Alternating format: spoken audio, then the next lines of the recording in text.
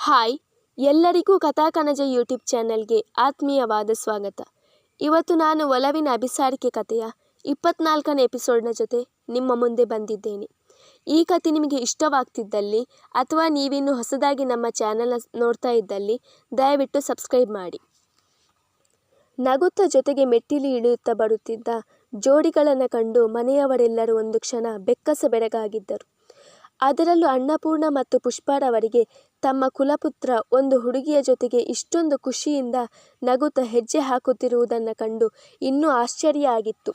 ಯಾಕೆಂದರೆ ಅವನು ಹುಡುಗಿಯರ ವಿಷಯದಲ್ಲಿ ಬಹಳ ಕಟ್ಟುನಿಟ್ಟು ಅಲ್ಲವೇ? ಅಗತ್ಯವಿಲ್ಲದೆ ಯಾರ ಬಳಿಯೂ ಹೋಗುವವನಲ್ಲ, ಮಾತನಾಡಿಸುವವನೂ ಅಲ್ಲ. ರೀ ಪುಷ್ಪ, ಈ ಹುಡುಗಿ ಯಾರು? ನಿಮ್ಮ ದೊಡ್ಡ ಮಗನ ಭಾವಿ ಪತ್ನಿನಾ? ಆಗ್ಲೇ ದೊಡ್ಡವನಿಗೂ ಹುಡುಗಿನ ನೋಡಿದ್ದೀರಾ ಅಂತಾಯಿತು ಎಂದರು ಪೂಜೆಗೆಂದು ಬಂದಿದ್ದ ಒಬ್ಬರು ಹೆಂಗಸು. ಇಲ್ಲ, ಅವಳು ಸಮೃದ್ಧಿ ಅಂತ, ನಮ್ಮ ಕಿಡಿಸೊಸೆ ಸಮಷ್ಟಿ ಇದ್ದಳಲ್ಲ ಅವಳ ಅಕ್ಕ ಎಂದರು ಪುಷ್ಪ. ಅನ್ನಪೂರ್ಣರವರ ತಲೆಯಲ್ಲಿ ಅದಾಗಲೇ ಹೊಸ ಯೋಜನೆಯೊಂದು ಮೂಡಿತ್ತು.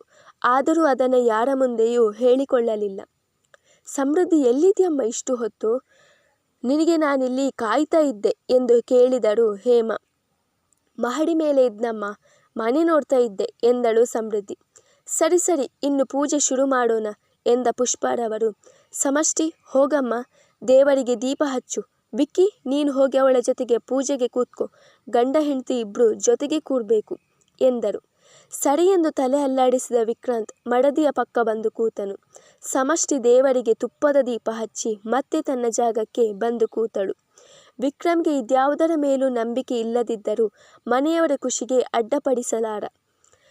ಅದೇ ಕಾರಣದಿಂದ ಇವತ್ತು ಅವನು ಮನೆಯಲ್ಲೇ ಇರುವುದು. ಸಮೃದ್ಧಿ ತಾಯಿಯ ಪಕ್ಕ ಬಂದು ನಿಂತುಕೊಂಡರೆ ಅವಳಿಗೆ ಸರಿಸಮವಾಗಿ ಅನ್ನಪೂರ್ಣರವರ ಪಕ್ಕ ಬಂದು ನಿಂತು ಬಿಟ್ಟನು ವಿಕ್ರಮ್. ನೋಡುತ್ತಿದ್ದ ಹಾಗೆ ಪುರೋಹಿತರು ಪೂಜೆ ಶುರು ಮಾಡಿದರು.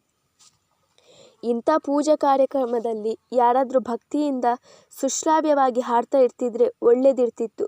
ನಿಮ್ಮ ಮನೆ ಸೊಸೆಗೆ ಹಾಡೋಕೆ ಬಂದರೆ ಒಂದೊಳ್ಳೆ ಭಕ್ತಿಗೀತೆ ಹಾಡೋಕೆ ಹೇಳಿ ಎಂದರು ಪುರೋಹಿತರು. ಅವರ ಮಾತಿಗೆ ಮುಗುಳು ನಕ್ಕ ಪುಷ್ಪ, ಸಮಷ್ಟಿ, ನಿನಗೆ ಗೊತ್ತಿರೋ ಯಾವುದಾದ್ರೂ ಒಂದು ಭಕ್ತಿಗೀತೆನ ಹಾಡಮ್ಮ ಎಂದರು. ಅವರ ಮಾತು ಕೇಳಿ ಕಕ್ಕಾಬಿಕ್ಕಿಯಾದಳು ಸಮಷ್ಟಿ. ಯಾಕೆಂದರೆ ಅವಳಿಗೆ ಇದೆಲ್ಲ ಗೊತ್ತೇ ಇಲ್ಲವಲ್ಲ. ಭಕ್ತಿಗೀತೆ ಹಾಡೋಕೆ ಎಲ್ಲಿ ಬರುತ್ತೆ ಇವಳಿಗೆ? ಬೇಕಾದರೆ ಚಿತ್ರಗೀತೆ ಹಾಡ್ತಾಳೆ ಅಲ್ವೇನೆ ಎಂದು ಅವಳ ಕಿವಿಯ ಬಳಿ ಬಾಗಿ ಪಿಸುಗುಟ್ಟಿದನು ವಿಕ್ರಾಂತ್. ಗಂಡನ ಕಡೆಗೊಂದು ಸುಡುನೋಟ ಬೀರಿದಳು ಸಮಷ್ಟಿ.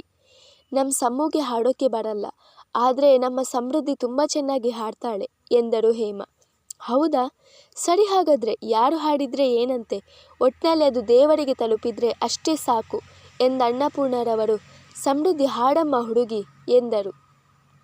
ಅವರ ಮಾತಿಗೆ ಸರಿ ಎಂದು ತಲೆ ಅಲ್ಲಾಡಿಸಿದವಳು 2 ಹಸ್ತಗಳನ್ನು ಜೋಡಿಸಿ ದೇವರಿಗೆ ನಮಸ್ಕರಿಸಿ ಭಕ್ತಿಯಿಂದ ಕಣ್ಣು ಮುಚ್ಚಿ ಸುಶ್ರಾವ್ಯವಾಗಿ ಹಾಡಲು ಶುರು ಮಾಡಿದರೆ ವಿಕ್ರಮ್ನನ್ನು ಸೇರಿಸಿ ಮನೆಯವರೆಲ್ಲರೂ ಮಂತ್ರಮುಗ್ಧರಂತೆ ಕಣ್ಣು ಮುಚ್ಚಿ ಅವಳ ಹಾಡನ್ನು ಆಲಿಸಿದರು. ಆದರೆ ವಿಕ್ರಮ್ನ ಕಣ್ಣುಗಳು ಮಾತ್ರ ಅವಳ ಅಂದವನ್ನೇ ತಾಳೆ ಹಾಕುತ್ತಿತ್ತು. ಕಂದು ಬಣ್ಣದ ಹರಳು ಕಂಗಳು, ಪುಟ್ಟ ಪುಟ್ಟ ಅದರಗಳು, ಗೋಧಿ ಮೈಬಣ್ಣ, ಎತ್ತರಕ್ಕೆ ತಕ್ಕ ತೂಕ, ಸೊಂಪಾದ ಕೂದಲು, ಬೆಣ್ಣೆಯಂತಿರುವ ಮೈಮಾಟ, ಮಾತಿಗೆ ಗಲ್ಲಕ್ಕೆ ಮುತ್ತಿಕ್ಕುವ ಕಿವಿಯೋಲೆ, ಜೊತೆಗೆ ಸುಮಧುರವಾದ ಕಂಠ. ಒಂದು ಕ್ಷಣ ಅವಳು ತನ್ನ ಶತ್ರು ಅನ್ನುವುದನ್ನೇ ಮರೆತು ಬಿಟ್ಟಿದ್ದನು ಹುಡುಗ.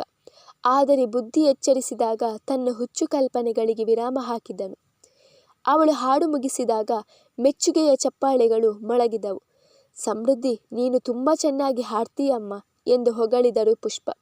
ಅವರ ಮಾತಿಗೆ ತಾಯಿಯ ಮುಖ ಕಂಡು ಮುಗುಳು ನಕ್ಕವಳು ಅಲ್ಲಿ ನೆರೆದಿದ್ದ ಎಲ್ಲರಿಗೂ ಪ್ರಸಾದ ಹಂಚಲು ಸಮಷ್ಟಿಯ ಜೊತೆಗೆ ಕೈ ಜೋಡಿಸಿದಳು. ಎಲ್ಲರಿಗೂ ಪ್ರಸಾದ ಕೊಟ್ಟವಳು ವಿಕ್ರಮ್ನ ಮುಂದೆ ನಿಂತು ಪ್ರಸಾದ ಎಂಬಂತೆ ಕಣ್ಣು ಮಿಟುಕಿಸಿದರೆ ನಗುತ್ತಲೇ ಅವಳ ಕೈಯಿಂದ ಪ್ರಸಾದ ಸ್ವೀಕರಿಸಿದವನು ಅವಳತ್ತ ಬಾಗಿ, ನೀವು ನೋಡೋದಕ್ಕೆ ಎಷ್ಟು ಚೆನ್ನಾಗಿದ್ದರೂ ನಿಮ್ಮ ಧ್ವನಿನೂ ಅಷ್ಟೇ ಚೆನ್ನಾಗಿದೆ ಎಂದು ಅವಳಿಗೆ ಮಾತ್ರ ಕೇಳುವಂತೆ ಪಿಸುಗುಟ್ಟಿದನು. ಅದೇನಾಯಿತು ಅವಳಿಗೆ? ಕಾರಣವೇ ಇಲ್ಲದೆ ಅವನಾಡಿದ ಆ ಒಂದು ಮಾತಿಗೆ ಮುಖ ಕೆಂಪೇರಿತ್ತು. ಅವನಿಗೆ ಏನೂ ಪ್ರತ್ಯುತ್ತರ ನೀಡದೆ ಮುಂದಿನ ಸರದಿ ಸಾಲಿಗೆ ಪ್ರಸಾದ ಕೊಡಲು ಮುಂದಾದಳು. ಆದರೆ ಅವರ್ಯಾರ ಗಮನಕ್ಕೂ ಬಾರದಂತೆ ಇದೆಲ್ಲವನ್ನು ಅನ್ನಪೂರ್ಣರವರು ಗಮನಿಸುತ್ತಲೇ ಇದ್ದರು. ಪೂಜೆಯ ಊಟ ಮಾಡಿ ಮುಗಿಸಿದ ತಾಯಿ ಮಗಳು ಇಬ್ಬರು ಹೊರಡಲು ಮುಂದಾದರು. ಅಜ್ಜಿ, ಅಮ್ಮ, ನಾವಿನ್ನು ಹೋಗಿ ಬರ್ತೀವಿ. ಸಮ್ಮು ಬರ್ತೀನಿ, ವಿಕ್ಕಿ ಬರ್ತೀನಿ ಎಂದು ವಿದಾಯ ಹೇಳಿ ಹೊರಡಲು ಸಜ್ಜಾದಳು ಸಮೃದ್ಧಿ. ಅಕ್ಕ, ಅಮ್ಮ ಆಗಾಗ್ಗೆ ಈ ಕಡೆ ಬರ್ತಾ ಇರಿ ಎಂದು ಕಣ್ಣೀರು ಹಾಕುತ್ತಾ ಹೇಳಿದಳು ಸಮಷ್ಟಿ. ಅವಳ ಕಣ್ಣೀರನ್ನ ತನ್ನ ಸೀರೆಯ ಸೆರಗಿನಿಂದ ಒರೆಸಿದ ಹೇಮಾರವರು, ಬಸುರಿ ಹುಡುಗಿ ನೀನೀಗ ಹೀಗೆಲ್ಲ ಕಣ್ಣೀರು ಹಾಕಬಾರ್ದು. ನೀನೇನು ಯೋಚನೆ ಮಾಡಬೇಡ ಸಮ್ಮು.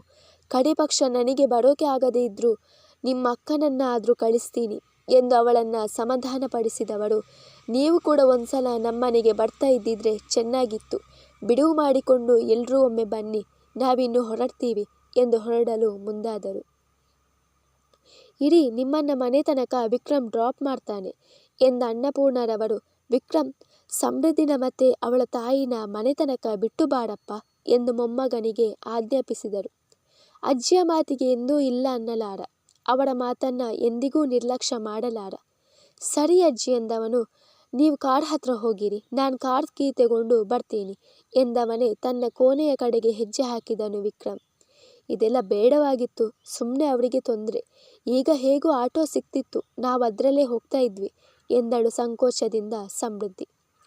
ಬ್ರೋ ನಿಮ್ಮನ್ನು ಸೇಫಾಗಿ ಮನೆಗೆ ಕರ್ಕೊಂಡು ಹೋಗಿ ಬಿಟ್ಟು ಬರ್ತಾನೆ, ಡೋಂಟ್ ವರಿ ಎಂದು ನಕ್ಕು ಹೇಳಿದನು ವಿಕ್ರಾಂತ್.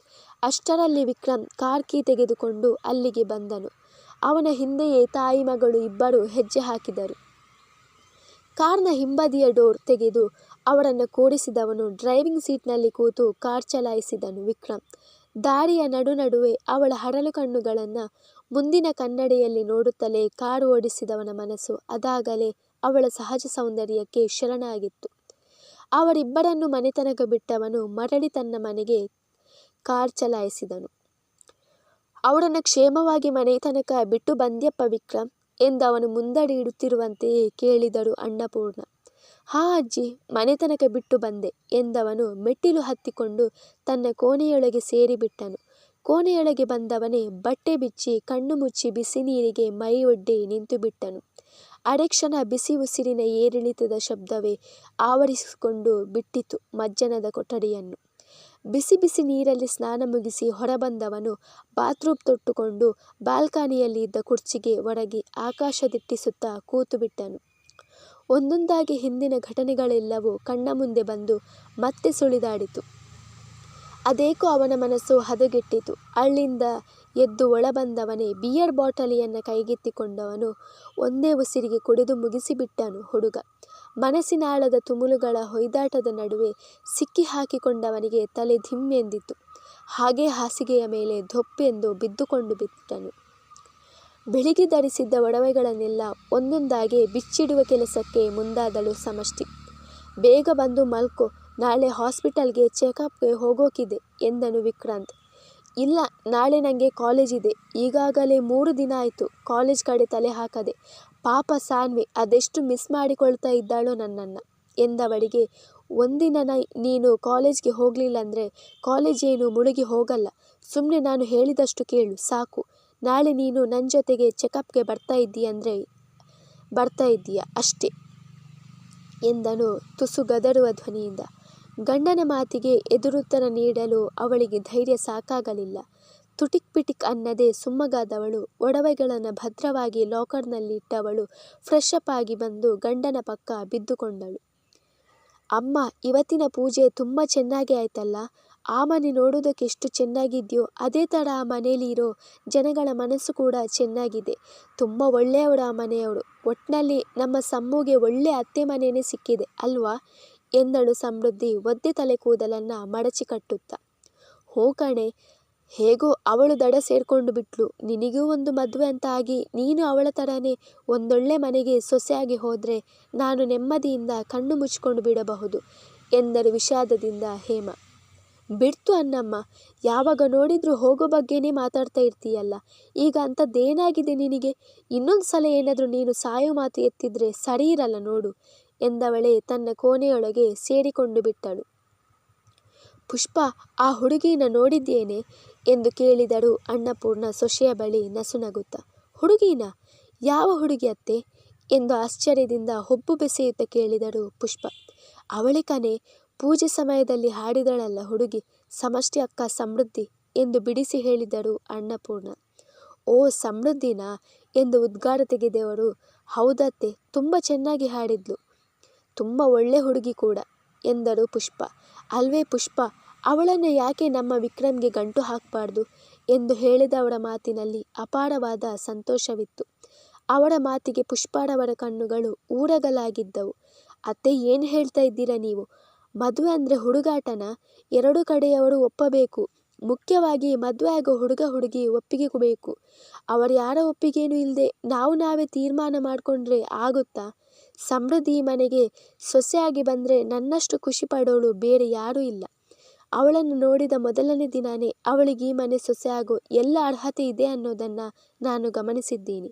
ಒಂದು ವೇಳೆ ಸಮೃದ್ಧಿ ಈ ಮದುವೆಗೆ ಒಪ್ಪಿಕೊಂಡ್ರು ವಿಕ್ರಮ್ ಈ ಮದುವೆಗೆ ಒಪ್ಪಿಕೊಳ್ತಾನೆ ಅನ್ನೋ ಯಾವ ನಂಬಿಕೆಯೂ ಇಲ್ಲ. ಅದಕ್ಕೆ ಅವತ್ತೇ ಆ ಆಸೆನ ಕೈ ಬಿಟ್ಟೆ.